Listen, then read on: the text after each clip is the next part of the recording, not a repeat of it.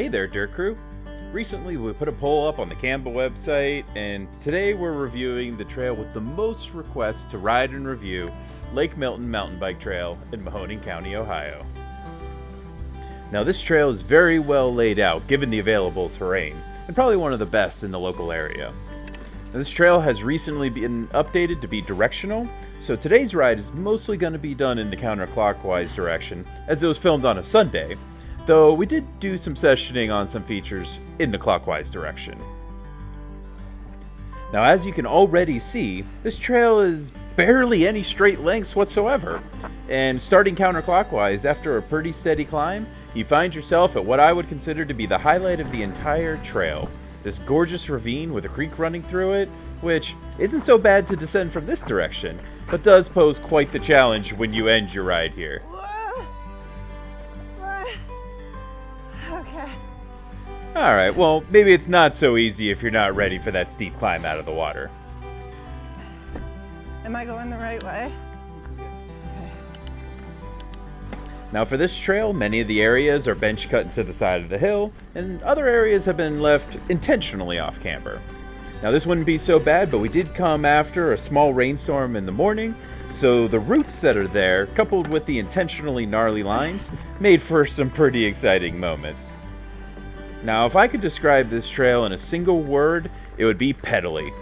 Now this is predominantly a green trail, with a couple of blue features thrown in the mix, but what it lacks in difficulty, it makes up for in pedaling. There's no extended climbs, but by extension, no extended downhill sections as well.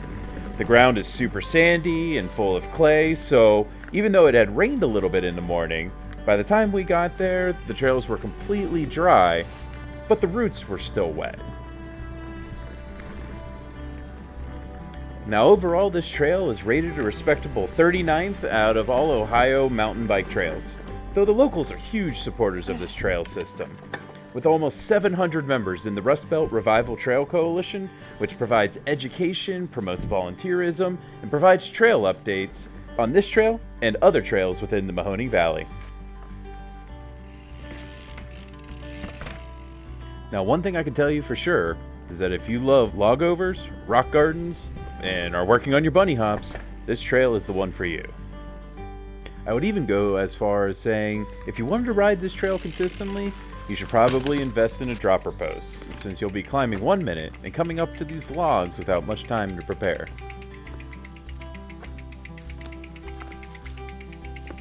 Now, if you've been keeping up with our videos and watched our last one at Reagan Huffman Trail, you know that Emily doesn't exactly do well with wooden skinnies and features. Oh my god!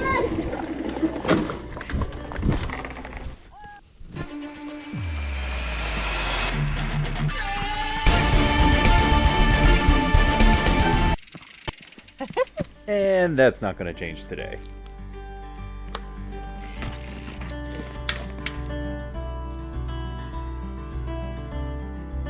But it is something that she's been working on.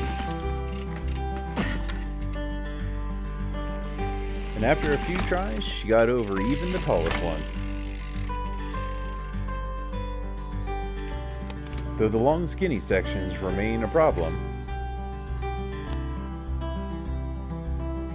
She developed a technique to throw her leg out to help balance her.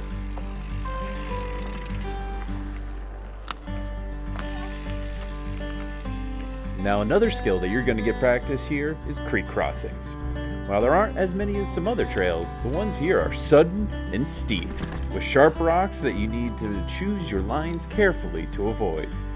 You can see here that while the other direction gets a fun drop down onto these rocks, in this direction you need to avoid this wedge-shaped rock to the left or the right, or you're going to be in for a bad time.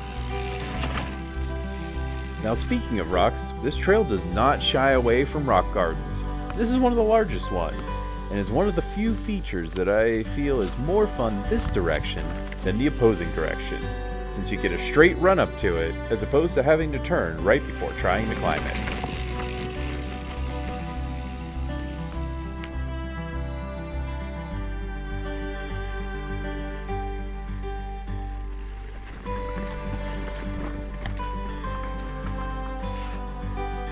Now going this direction, once you pass the creek bed, all the fun and games are over, as you now have some dizzying twists and turns, followed by some challenging switchback climbing to make up for all the elevation that you've lost over the last couple of miles.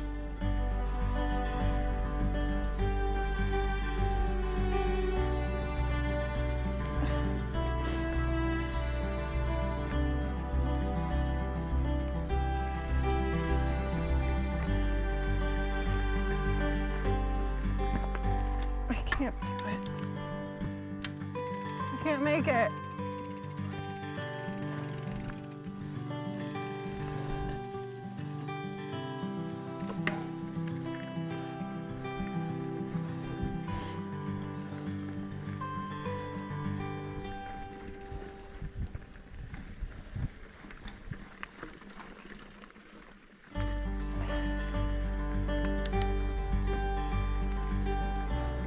So while we're pedaling out, let's talk about how this trail rates on the dirty scale. This one will be just a little bit different from our previous ratings, as we're going to rate the trail as we rode it, but we're also going to rate it on every metric going clockwise as well. Now starting with difficulty, or does the trail pose a variety of challenges for more or less skillful riders? Does it have features that can or cannot be rolled? And what are the minimum and maximum skill levels that a rider can have and still enjoy this trail? Well, this trail is definitely a green, though as mentioned, it does have a few skill challenges along the way.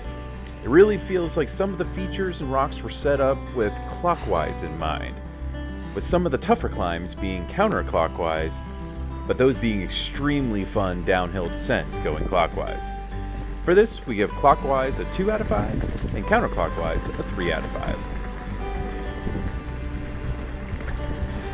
Now next is ingenuity, or what makes the trail special, memorable, and stand out from the others. Here we give the trail a 2.5 for both directions. This trail is undeniably beautiful, with the creek crossing seen at the very beginning an absolute joy to take a water break at the end of your ride, or at the start of your second lap. This trail has some unique challenges, definitely the largest log overs I've seen around. But other than that, it can feel a little monotonous at times, with the rapid twisting and turning. Now for rideability, or the quality of the build of the trail, including attention to detail, upkeep, and how often it's open, here we give the trail system a 2 in counterclockwise, but a 4 in clockwise. What the fuck? This is definitely the biggest difference when comparing the two directions, as clockwise has much better flow, has much more fun downhill sections, and superior rideability in every creek crossing, even a jump line, which is very fun in this direction, very frustrating in the other. And what this trail system does have going for it, though, is that it's practically always open and drains extremely quickly. Now for trail variety, or does the trail offer optional features, alternative lines, or different challenges, here we give it a 3 for clockwise and a 2 for counterclockwise. This trail has lots of log overs and rocks, but it is pretty clear overall. And other than lots of twisty turns, your skill set's not going to be limiting you here in most cases. Now there's almost no alternative lines or optional features, other than a rock garden, a log ride, and a large rock. Though as mentioned before, Clockwise does have an additional series of jumps, and the features are just flat out more fun in that direction.